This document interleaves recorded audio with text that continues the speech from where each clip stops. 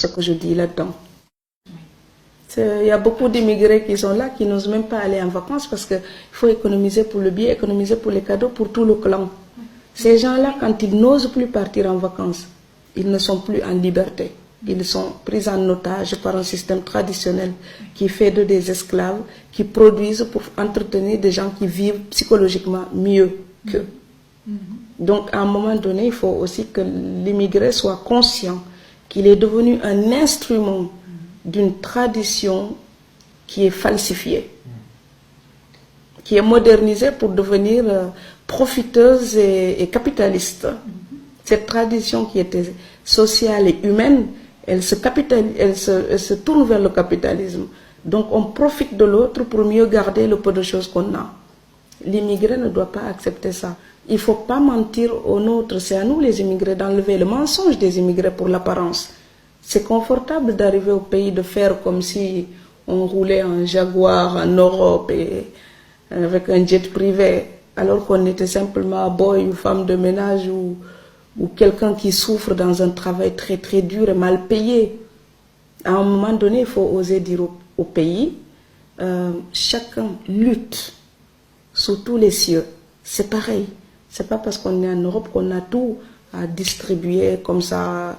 Bon, moi je veux aider les gens, je suis consciente du manque. Mais il faut qu'ils soient aussi conscients de mes peines en tant qu'exilés. Or, nous, on oublie parfois de nous demander si on va bien. Et on nous appelle, il faut envoyer ça, ça, ça et ça. Je dis, attends, dis-moi d'abord, est-ce que tu vas bien?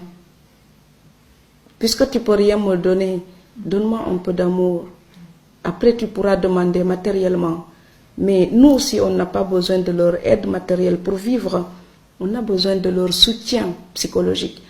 On a besoin de leur amour pour pouvoir trouver la force d'aller gagner ce qui nous permet de les aider matériellement. Et ça, parfois, ils l'oublient.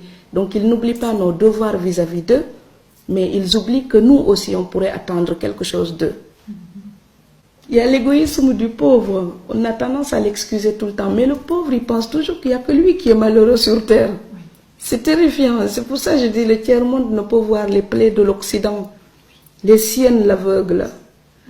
C'est que comme on manque de beaucoup de choses là-bas, parfois ils pensent qu'ils sont les seuls à connaître des problèmes à résoudre, à souffrir de quelque chose.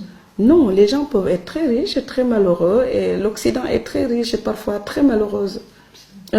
Très malheureux, l'Europe, j'ai pensé.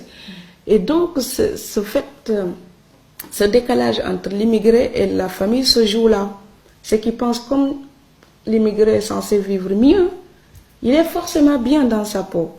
Eh bien, il y a une autre tragédie qui est épargnée aux pauvres. C'est le jour où on a gagné tout l'argent nécessaire pour mener la belle vie. Mais il vous manque tellement d'amour ou tellement de famille pour être bien dans votre peau et jouir de votre bonheur.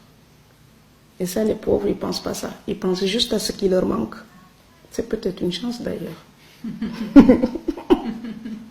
Et en écrivant, j'ai voulu mettre l'absurde jusqu'au bout. C'est-à-dire quand les gens sont capables d'une certaine bêtise, ce n'est pas la peine de rectifier tout de suite. Il faut les laisser aller jusqu'au bout de leur bêtise. Quand ils cognent au mur,